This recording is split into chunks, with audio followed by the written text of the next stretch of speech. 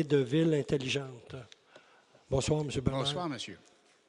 Alors, j'ai une question à poser au maire On Coder. vous écoute. Avec respect, monsieur le maire. Si vous voulez y aller directement, ça va faire Oui, OK. toute Ça sert à bienveillance. court, Merci. monsieur. Monsieur le maire, je suis membre du conseil de la Coalition verte et aussi je suis membre de la National Association for Homestead Parks in Washington, D.C.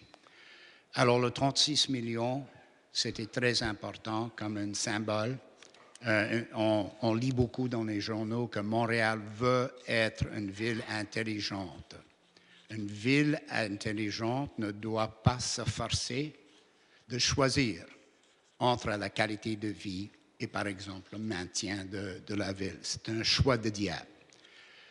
Si j'ai bien compris, et j'aimerais avoir un peu de clarité, est-ce que vous avez refusé de revoir cette question des 36 millions parce qu'on a retiré 17 millions de dollars?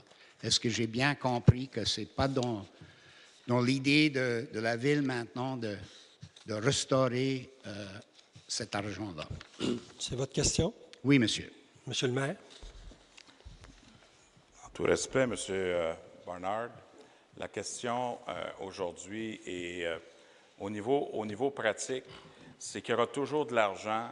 Et moi, je ne travaille pas dans des symboles, je travaille pour de l'efficacité et je travaille pour que, concrètement, on puisse améliorer la qualité de vie des gens. Donc, ne mettez jamais, mais jamais en doute que tous ceux et celles qui travaillent ici ne travaillent pas pour améliorer la qualité de vie des gens et travailler pour un meilleur milieu de vie. Si on veut travailler ensemble, il faut déjà, sur des paramètres bien clairs, qu'on dise que we're all part of the solution and we all want to work together. Il y a une réalité historique par rapport à des fonds. Il y a des fonds qu'on a déplacés, mais dans la mesure où il y a des réalisations à venir qui seront là, il y aura des montants d'argent de toute façon pour qu'on puisse assurer les milieux naturels. OK? Donc, ça, c'est clair. Il y avait des réalités auxquelles on avait à faire face. On a mis des montants pour cette année, mais si on est convié à des situations, les fonds seront là.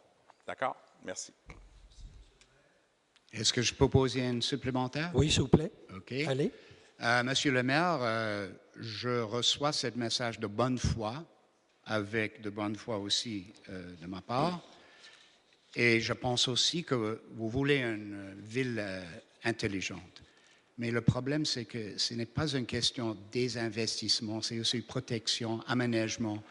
Et ça prend de l'argent et d'engagement pour faire briller l'héritage qu'on a ici. L'héritage naturel de Montréal est très, très spécial.